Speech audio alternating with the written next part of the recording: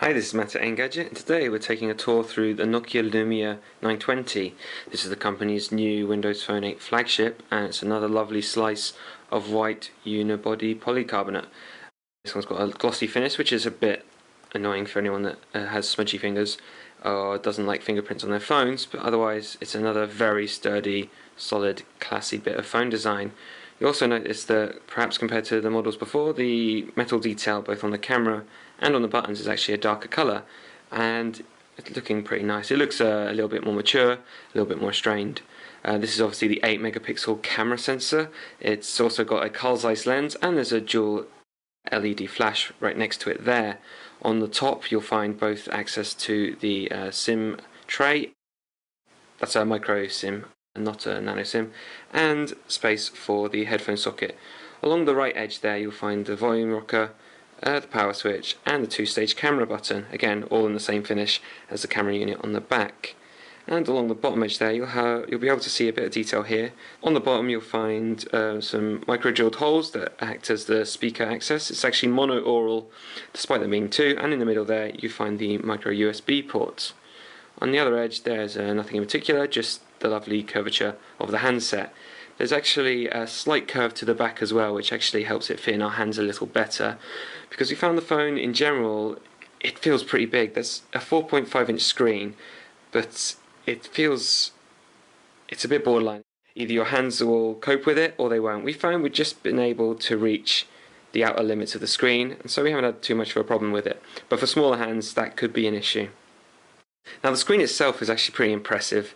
It's 4.5-inch IPS display at a resolution of 1200 by 768 pixels.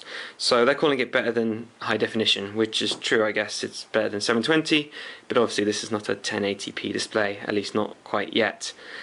Behind that, this also got a super sensitive capacitive screen, which means you'll be able to use it with gloves on or even with your nails. If we take it, obviously we've just got pretty boring nails here, but if we use the back of one, you can see we can still scroll up and down, we can still adjust these live tiles if we just hold it. It's just like using it with your finger, really. You can actually turn it off in the menu if you find it's a little bit oversensitive, but we found during our tests that we've had no issues with it whatsoever, really. Nokia's also focused a lot of its attentions on that camera unit, but you're going to have to read our full review to check out our sample images and see how it fares against the smartphone Elite. Now Nokia's also put a lot of effort into the imaging tech you'll find in here. Alongside that 8 megapixel sensor, there's a Carl Zeiss lens and optical image stabilization. Now that is an actual physical entity. That means the lens and the sensor inside are actually floating, which means it absorbs some of the tremors and shakes you have when you're trying to take a picture with your phone. This also means that it lets more light in, although if you don't need that, there's obviously the dual LED flash there. Now this is a 720p video sample we took earlier this week. As you can see, the colours are very vibrant, lighting adjusts very quickly, and we'll soon move around with the camera and you can see, there's just not the typical shuttering or wobble you get from recording on other smartphones.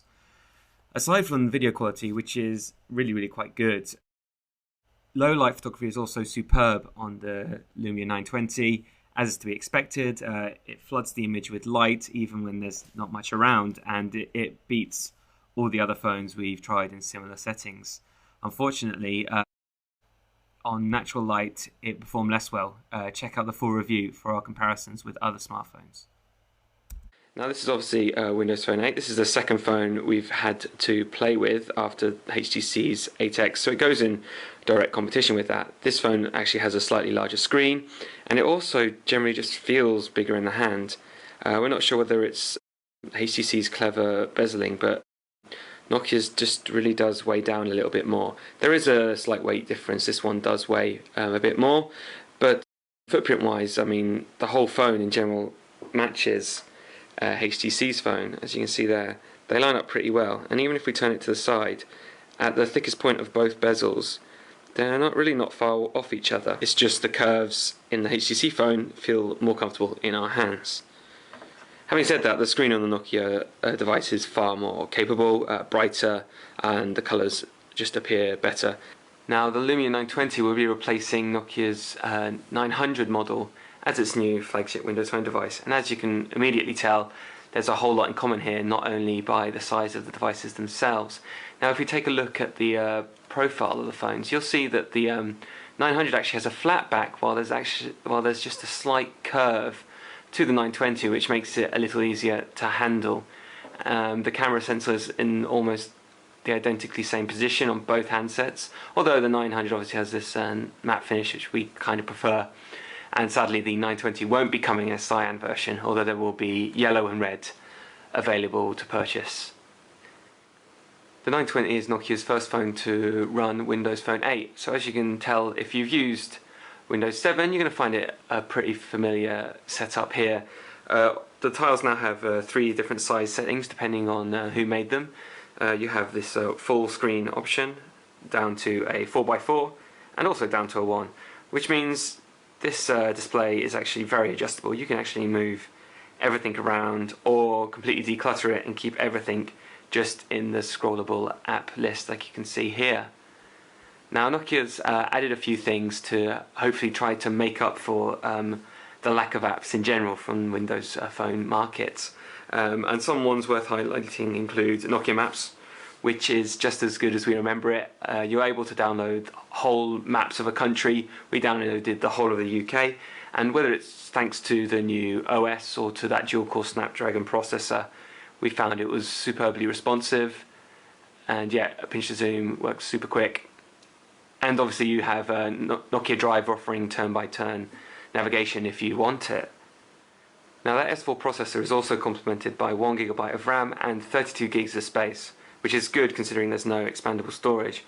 But it's also nice to see that the flagship device already comes with enough storage to keep you going. Microsoft are also offering 7GB of space on SkyDrive, but yeah, you'll either love it or loathe it when it comes to how heavily integrated SkyDrive is. We found it pretty difficult to move our pictures across and transition any files we wanted from SkyDrive to our phone. There's a few teeth drummers there that still need to be fixed, really. And unfortunately, even with Nokia's efforts, the app selection is still lacking.